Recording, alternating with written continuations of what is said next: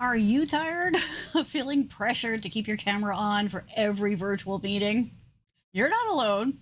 In this video, we're going to talk tech about 5 possibly surprising reasons why keeping your camera off during those meetings may actually lead to more productive and enjoyable meetings. So let's get started.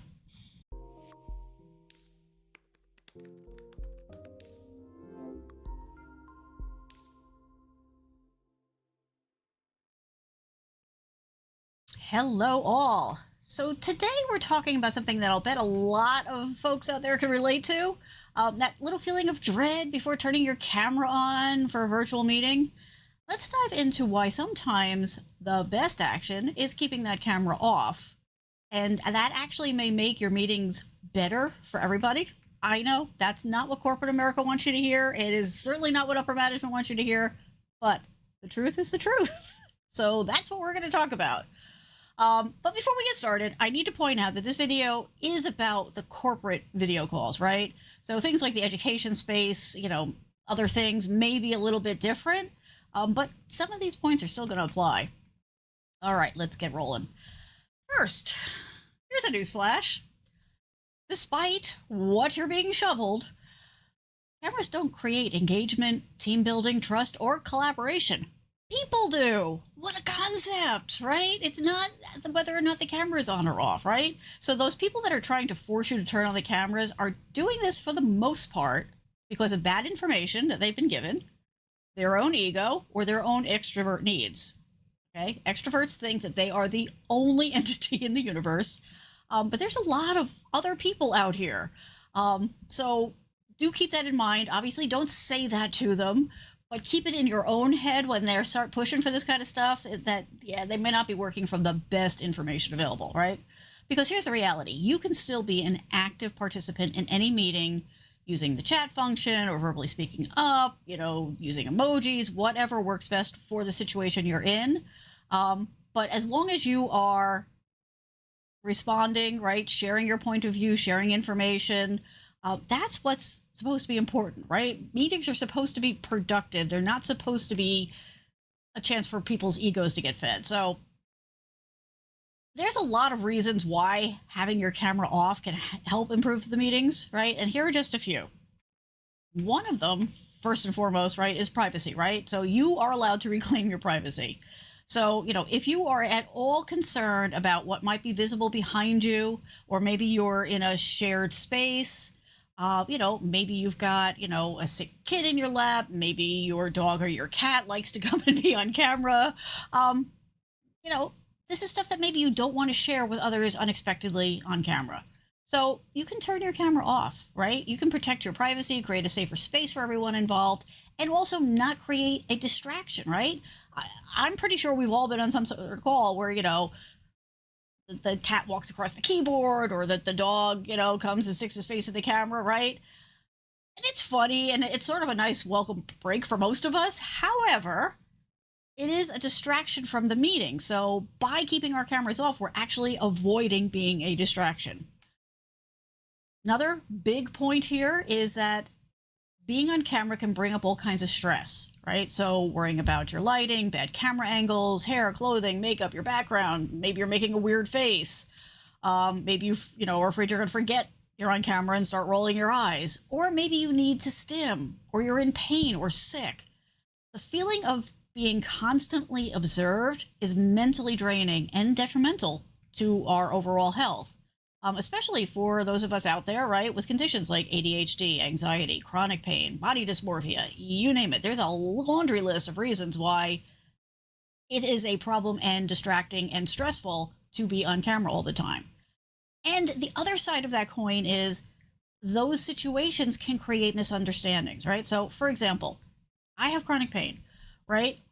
So if you're in pain, right, or if you're part of the neurodiverse, neurospicy people out there, right, we're expected to mask what's going on with us, right? And we should not have to.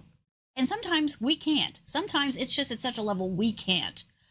And that is often misrepresented, misinterpreted, right? As being angry, disinterested, whatever, on these video calls. And I know I have been the victim of that many times. And it took me a long time to figure it out. It's like, I'd be in a meeting, thought things went well, information was exchanged, decisions were made, and then I'd get feedback later, second, third hand through the grapevine, like, oh, people were wondering why you were making faces. People were wondering why you were so angry during the call. I wasn't angry. I was in pain. But they assumed that they know what's going on. They assumed they knew what was going on. They assumed they were interpreting things right, and they weren't. So keep that in mind, too. You are allowed to control that situation. And so I have started going almost 95% of the time I'm off camera, which is funny considering I do this, right? But we have a different relationship than corporate America, right? So since I've done that, the amount of feedback, for lack of a better word, that I've been getting, that I'm negative, blah, blah, blah, has just dumped. Like it is drastically gone down because they're now focused on what I have to say, how I'm providing feedback, the information I'm providing, and they're not getting all wrapped up in what they think is happening on my face. So just a little real world experience there for you.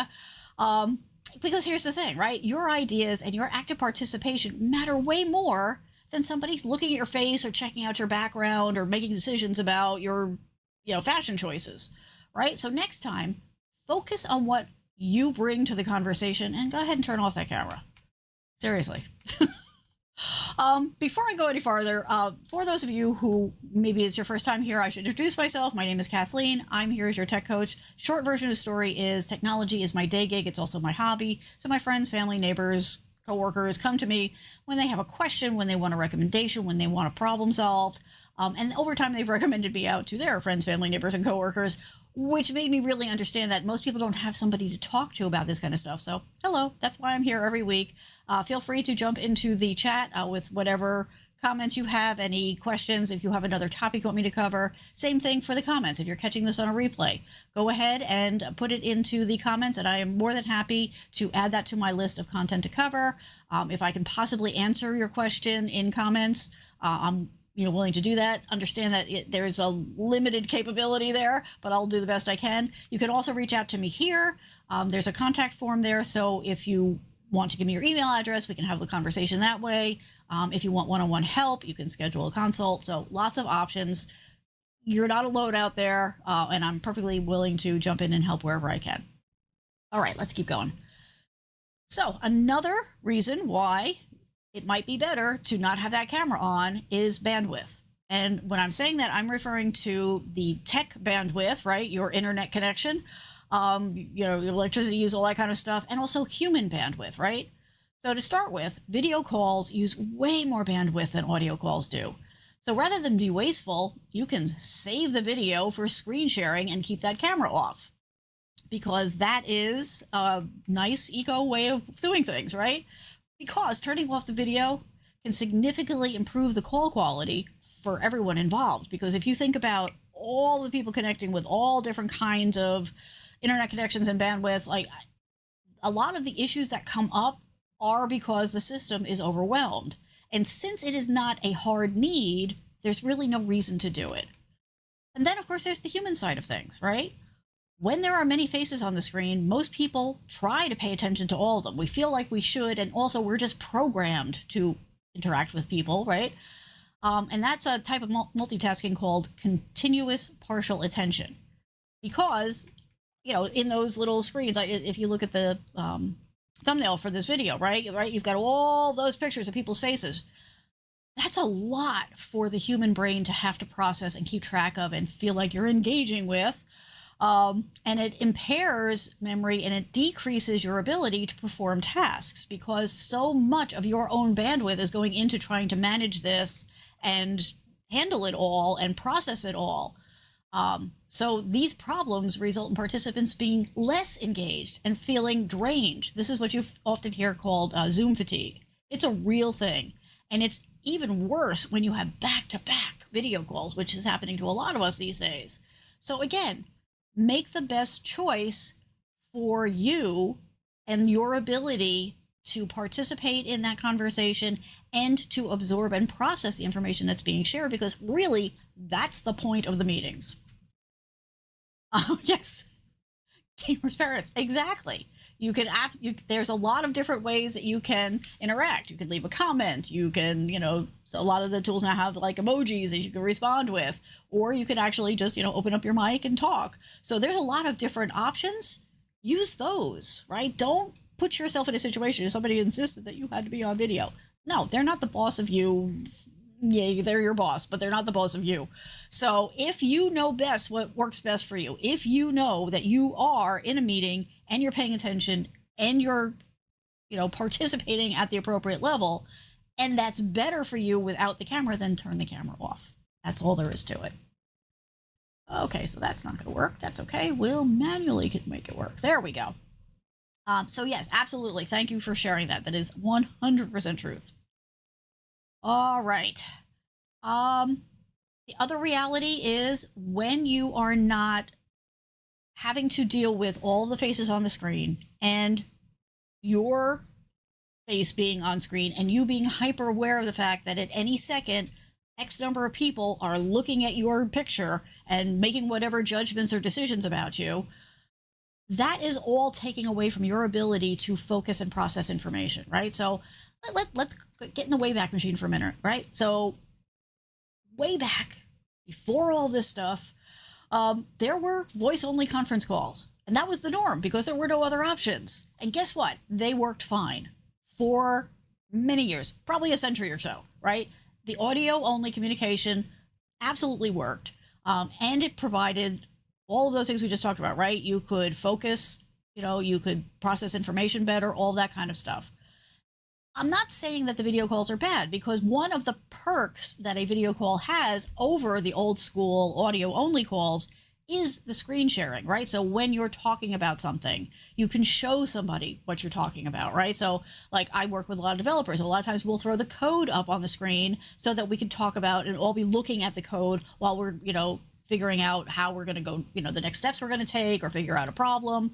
Same thing for presentations. I mean, a lot of presentation material is but for the good presentations, right, it's good for everybody to be able to see it. I always talk in, amongst my group about the blue problem, right? So if you are having a discussion, and this is an oversimplification, right, and you're talking about the color blue for your logo or wall color or whatever, right? The point is, if you have, let's say, 20 people on a call, right, and you're talking about the color blue for whatever purpose that has in your project, for 20 people, you probably have 25 different shades of blue in people's heads. But if you can show them a color, then it's going to work better. Now, I can already hear the people typing away, yeah, but color shifts on screens. Yeah, all of that's true. That's another conversation. But for the purposes of our conversation here, the difference is, if you, let's change it. Let's say if you're talking about a dog, right?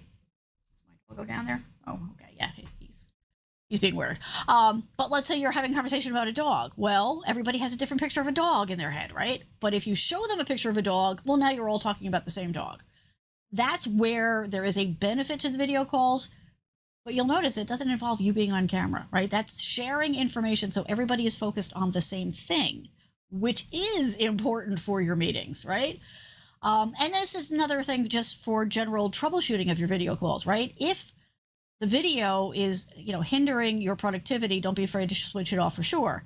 If you're having any kind of problems with your connection, if it's not stable, if it's, freezing on you, all that kind of stuff, first thing I always do is turn off my video, because sometimes it's just that the local internet connection is just overwhelmed and it can't handle it. So, or the computer that I've been given to use for work, which is not awesome, maybe it can't handle it. So don't be afraid to switch it off. That's just the reality of life here. Okay, so there you have it. Those are 5 compelling reasons why turning off your camera can lead to more productive, inclusive, and comfortable meetings. It's time, frankly, to rethink the whole video call culture, right? And prioritize what really matters, which is clear communication, respect for people to know what works best for them, and focus on the content. If you found this helpful, and I hope you did, please give it a thumbs up, subscribe, do all those things, tell your friends, because that really does help the channel, and I really do appreciate it. Now, for you folks who power through to the end, I appreciate you. It really does make a difference. So here's a few bonus tips, right? When you decide to keep your camera off or to turn your camera off, it may be a good thing to like let somebody know why. Now, that doesn't mean you have to make a broad statement to everybody. It depends on the size of the meeting and how long you've worked with them and how good your interaction with them is. But you could just put up a quick, text message. My internet connection is a little unstable. I'm going to turn off my video, right? Or I need to focus and I focus better without my camera, so I'm going to turn it off. Something like that to kind of go be a little proactive, right? About preventing a misunderstanding and making sure everybody feels comfortable. The other thing, which we kind of touched on, is make sure that if your camera is off, that you are being engaged, right? So use the other features on whatever tool you're using. Share your screen if you have something to share, chat, share links, use reactions, well, anything like that, turn on the audio and talk. Anything like that. Well, it'll get to the point where people don't even notice that your camera's off because you are being so engaged. And so they're not worried about whether or not, because that's what it is. It's part of it is people wanting to micromanage, but also, people are like, oh, well, if your camera's off, then you're not doing anything or you're not paying attention or, which is nonsense. But a really easy way to get around that is to just make sure that they know you're there, you're paying attention by the way that you're interacting. And make sure that you communicate your preferences, right? If you're being pressured to have your camera on a certain meeting, don't be afraid to set boundaries. Boundaries are a very good thing in life, right? So politely express your preference for audio only, right? And cite the reasons that we talked about. And most non-toxic environments, colleagues, managers, that kind of thing, will understand that, right? Or another thing that sometimes works, like if I've got somebody who's like, really got a hang up about this, I'll start the call on camera, and then as it's going on and more people are showing up, I turn it off. They don't even notice, right? Because if you think about it, especially in the larger meetings, there's pages and pages of people on the call. So just don't worry about it. Just turn it off or start it off and say that, tell them you're going to turn it on later and then turn it on like near the end. But, don't play into that, nobody cares what you look like, what your room looks like, whatever, because that's bull. We all know it's bull. People are nosy by nature, and making believe that's not true doesn't change that fact. So you know very well that people are evaluating your background, what you're wearing, how your hair looks, all that kind of stuff.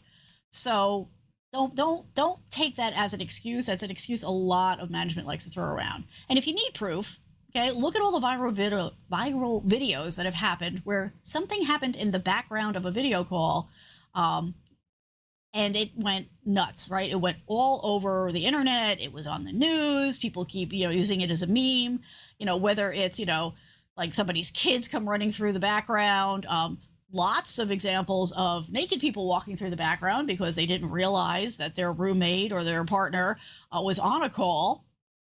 Somebody, it was a judge, I think, right, turned on a cat filter and didn't know how to turn it off. All of this could be avoided if we just get over this everybody has to be on video thing. And understand that it's not just you. Video calls do require more energy and attention for most people. So asking, for, people to be on camera all the time is going to deplete them in a way that a conference call won't, right? Or the hybrid, right? Be on a video call, let people share what needs to be shared to move the meeting forward, but let adults make their own decisions about whether or not they're going to be on camera. Most of the time, there's really not a good reason to force anybody to be on camera. And by sharing just the screen captures or presentations or whatever, you're making sure that everybody is on the same page. So that's what I have for you. I hope that's helpful. There's lots of good reasons for it. It's not just you. And there is scientific proof that when you're not, for anything, right? When you're not dividing your attention across all kinds of different things and dealing with the stress and all that kind of stuff, like if you can push all that out, if you can cut all that out, the simple action of turning off your camera, if that's going to make you participate better in the meeting, get more value out of the meeting, be able to process the information from the meeting better, then do it. Don't let everybody else tell you how you need to be in the meeting. You know what works best for you. All right, everybody. I hope that was helpful. I appreciate you coming and checking this out. Please feel free to reach out if you have another topic you want me to cover, if you need more information on any of this stuff, or if you need a one-on-one consult, happy to do that for you. And we will see you next week. Hope everybody has a great weekend. Bye.